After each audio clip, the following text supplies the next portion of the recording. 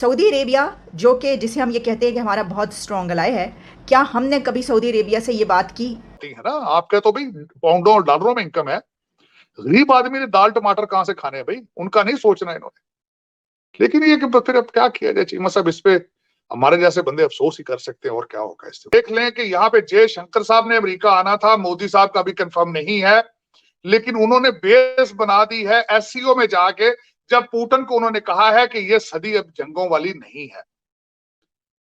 इसको कहते हैं मौके की। जो वेस्ट है या जो डॉलर्स पे चलते हैं या जिनके डॉलर्स पर पूरी दुनिया चलती है, वो इसको इतनी आसानी से हजम कर लेंगे, ऐसा नहीं होता।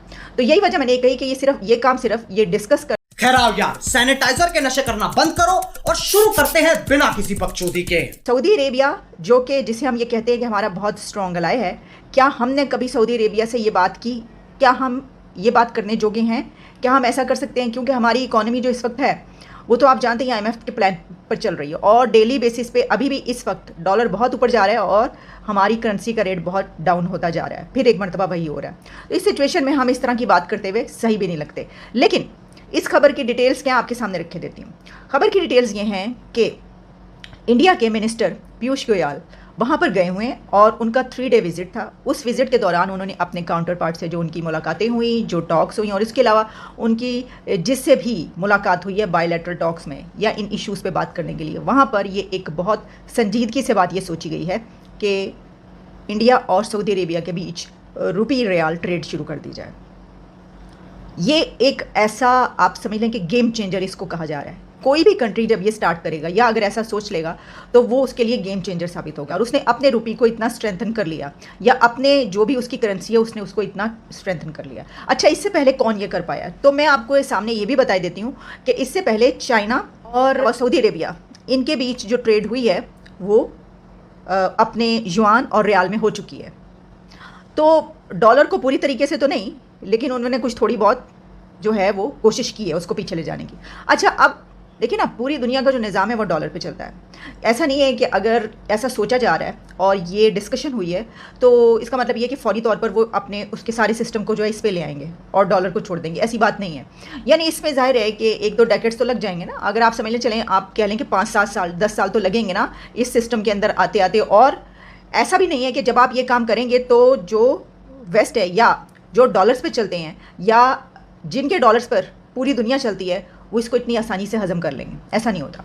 तो यही वजह मैंने कही कि ये काम सिर्फ ये डिस्कस करना या ये करने के मुतालिक प्लान बनाना ये वही कंट्रीज़ कर सकते हैं जो अपनी पॉलिसीज़ में इंडिपेंडेंट हो।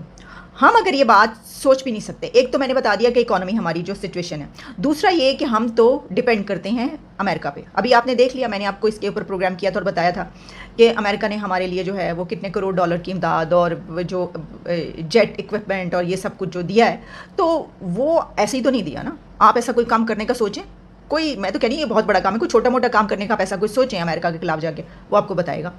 तो अच्छा, इस बारे में अब अगर ये कहा जाए कि इमरान खान जो बात करते हैं ये वाली कि जी हम गुलाम हैं, तो वो उनका एक हिस्सा ठीक है, सब नहीं। यानी जब वो ये कहते हैं कि साजिश हुई तो वो तो बिल्कुल गलत है और बिल्कुल एक जोक है। लेकिन जब वो ये कहते हैं कि हम डिपेंड करते हैं तो सही कहते हैं। अच्छा, इसमें आप ये बात याद रखिएगा कि इंडिया और सऊदी अरेबिया की ट्रेड कोई छोटी मोटी ट्रेड नहीं है, बहुत बड़े पैमाने पर ट्रेड होती है।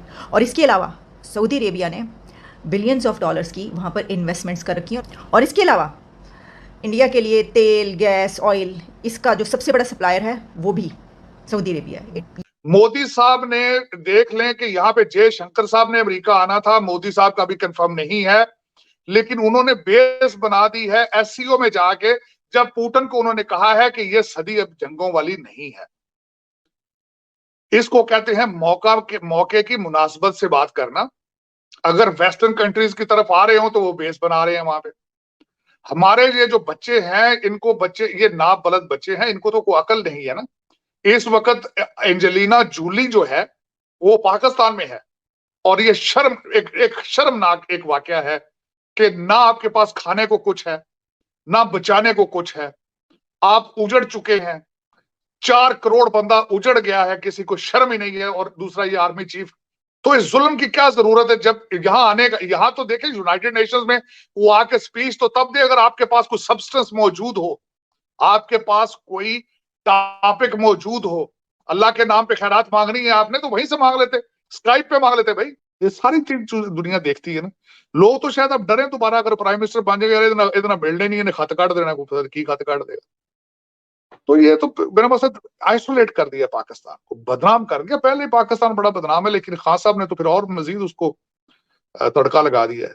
इंडिया के साथ देखें स्टैंड उनका, ट्रेड नहीं करना, आप सीखते ही नहीं है। वो चौधरी एजाज साहब ने कई दफा बताने की कोशिश इनको की है कि चाइना के साथ वो जंग में है, ट्रेड और इंडिया के चाइना का देखो भाई, लर्न नहीं करना, अना बना लेनी है।